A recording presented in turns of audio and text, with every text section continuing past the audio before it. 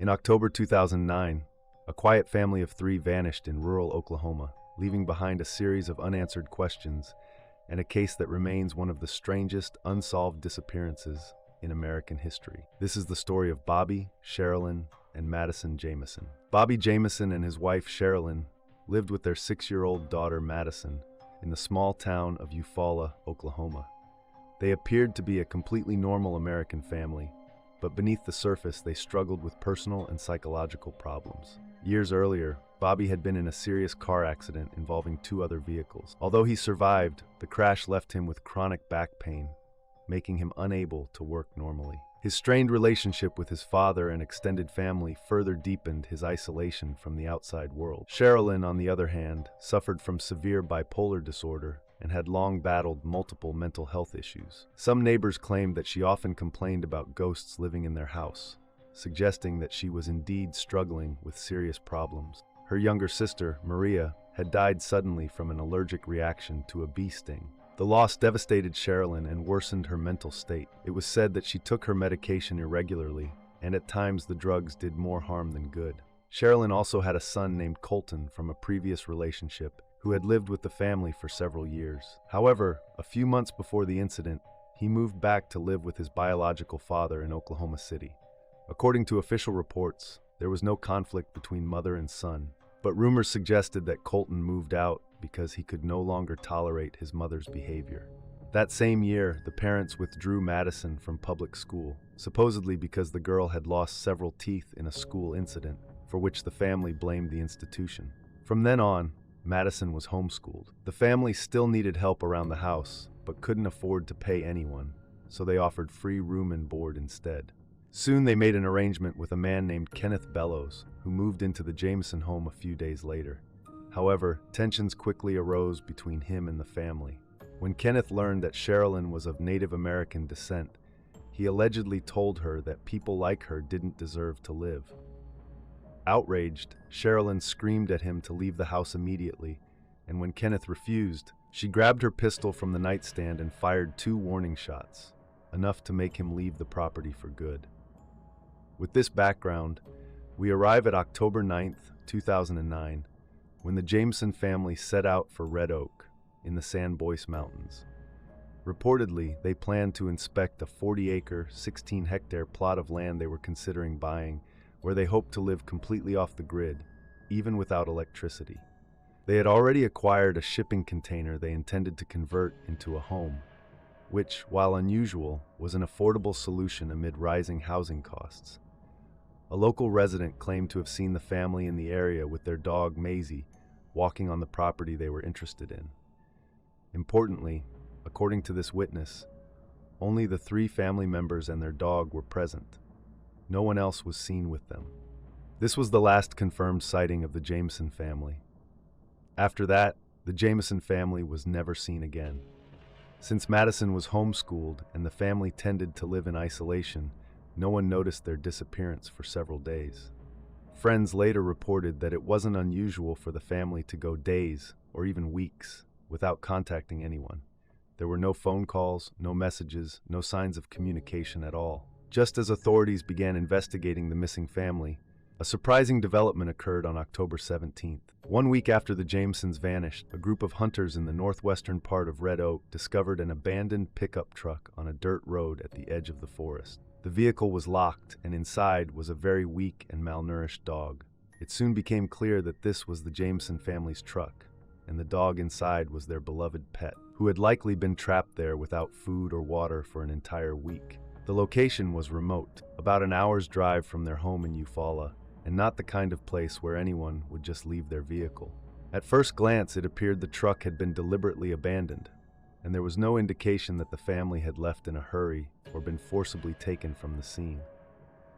Still, investigators couldn't help but wonder, why would the Jamisons abandon their vehicle in the middle of nowhere, and why would they leave their dog behind when everyone who knew them said the animal was deeply loved and cared for? Concerned for the dog's safety, police broke one of the truck's windows upon arrival to rescue it. After ensuring that their dog, Maisie, was safe, investigators thoroughly searched the pickup truck, and what they found inside only made the case even more puzzling. Inside the vehicle were Bobby and Sherylin's cell phones, Sherylin's purse, both of their wallets, a GPS navigation device, printed maps, and $32,000 in cash hidden under the driver's seat. However, there were no signs of foul play anywhere. After searching the vehicle, authorities went to the Jamison family's home, hoping to find them there. But instead of people, they found something entirely different. In the yard stood the shipping container the family had planned to turn into a house on their new property.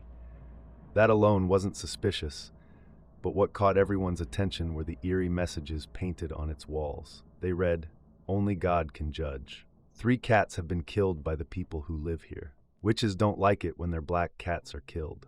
The discovery of these disturbing messages led investigators to take the case much more seriously, launching a large-scale search effort to locate the missing family.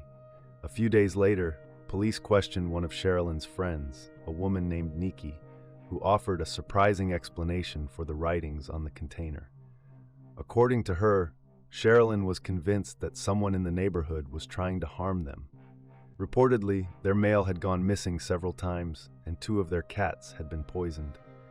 Sherylin believed that by painting those messages, she could scare off whoever was responsible and drive away the evil presence she felt was targeting them.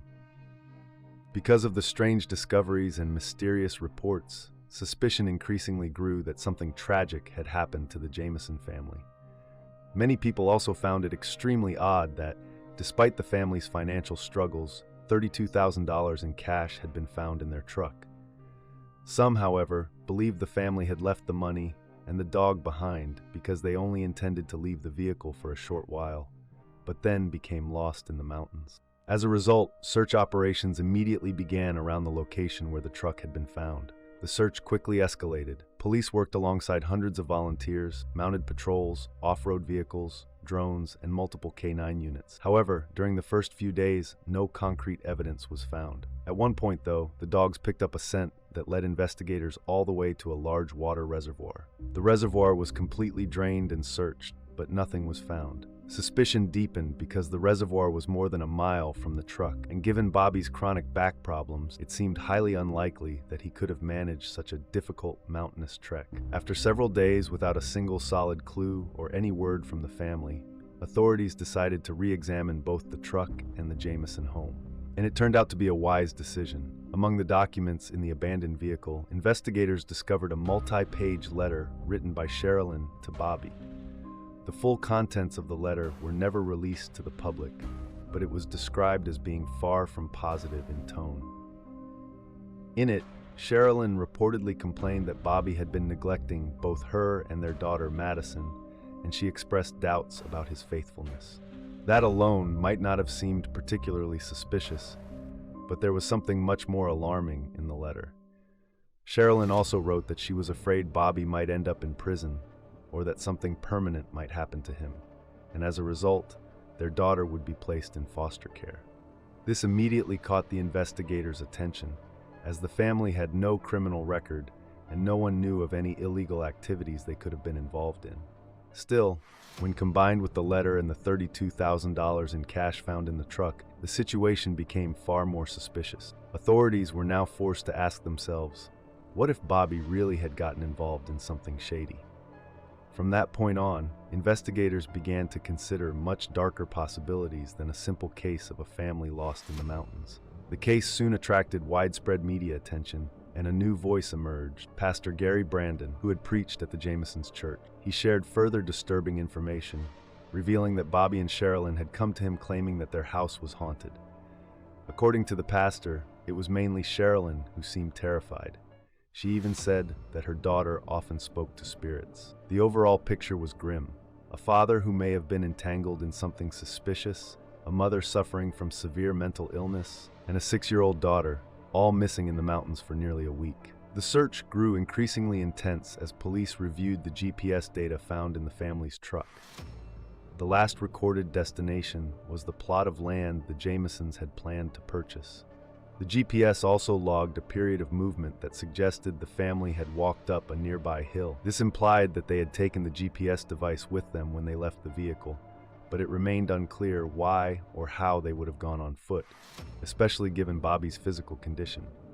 Further investigation revealed several more strange details. One of the phones left in the truck had placed a call 2 days after the Jamison family had abandoned the vehicle. Many believed the family's dog, Maisie, might have accidentally triggered the call while trapped inside. Another unsettling clue was a photograph found on one of the phones, taken after the family had left the truck. According to reports, the picture showed Madison, who appeared terrified. A chilling video also surfaced from the day of their disappearance. The footage showed Bobby and Sherylin pacing back and forth between their house and the truck before their trip. They appeared disoriented, repeatedly moving the same objects back and forth, sometimes carrying nothing at all, occasionally stopping mid-motion as if lost in thought. However, the video revealed one potentially crucial detail. In the original footage, a brown briefcase could be seen, reportedly placed in the truck by Sherylin. That briefcase was never found. Former Sheriff Israel Beauchamp believed it might have contained vital evidence. Friends also confirmed that the Jamisons always kept a .22 caliber pistol in their vehicle, but that too was missing. The investigation eventually reached a dead end. Despite the large-scale searches, countless interviews, and numerous theories, the fate of the Jamison family remained a deeply disturbing mystery. Years later, however, an unexpected breakthrough occurred. A little over 4 kilometers, about 2.5 miles, from where the family's truck had been found, hunters discovered human remains in a wooded area. Although the skeletons were incomplete, it was clear that they belonged to an adult man, an adult woman, and a young girl. The hunters immediately contacted the police, who soon arrived at the scene. A forensic examination was conducted, and the results confirmed what many had long suspected. The remains belonged to Bobby, Sherylin, and Madison Jamison. During the autopsies, however, the cause of death could not be determined. A hole found in Bobby's skull initially raised suspicions that he might have been shot, but it was later concluded that the damage was caused by decomposition and animal activity. Experts noted that if a .22 caliber bullet like the one owned by Sherylin had been used, it likely wouldn't have left a visible mark on the bone after such advanced decomposition. Neither the briefcase nor the .22 caliber pistol was ever found at the site. What was also strange was that the bodies were discovered only about 4 kilometers from the truck, even though the original search area had covered a much larger radius. Officials from the investigative bureau suggested that the remains might have been concealed under thick layers of fallen leaves and had likely been there for years. Ultimately, authorities announced that they could not rule out any possibilities. Accident, foul play, or other causes might all have been responsible for the family's deaths. Due to the very limited amount of physical evidence, the investigation once again reached a dead end. One important development followed the discovery of the remains. Colton, Sherylin's eldest son, was questioned by police. He stated that he had last seen his mother 2 weeks before the family's disappearance. According to him, Sherylin had never mentioned any plans to move or purchase land, adding yet another layer of confusion to an already baffling mystery. Although the mystery of the Jamison family's disappearance remains unsolved, over the years, numerous theories have emerged attempting to explain what happened. One of the simplest theories suggests that the Jamison family got lost in the mountains and died of exposure. Perhaps they stopped to stretch their legs after the long drive, planning only a short walk before returning to the truck. Weather reports from the time of their disappearance indicated heavy rainfall, which could have disoriented them and made the terrain dangerous. In this scenario, their deaths would have been the result of a tragic accident. However, several details cast doubt on this explanation. The bodies were found lying side by side, face down, resembling an execution more than a case of hypothermia. Bobby, who suffered from chronic back pain, would have struggled to walk several kilometers through rough mountain terrain. The family's dog, Maisie, had also been left locked inside the truck. If they only meant to take a short walk, why would they leave her behind? Another theory involves murder-suicide. Sherylin owned a .22 caliber pistol, which she reportedly had with her at the time of their disappearance. This led some to speculate that one of the adults may have killed the others before taking their own life. However, no firearm was ever found, and there was no ballistic evidence at the scene. Sherylin's mother, Connie, feared that a cult might have been involved.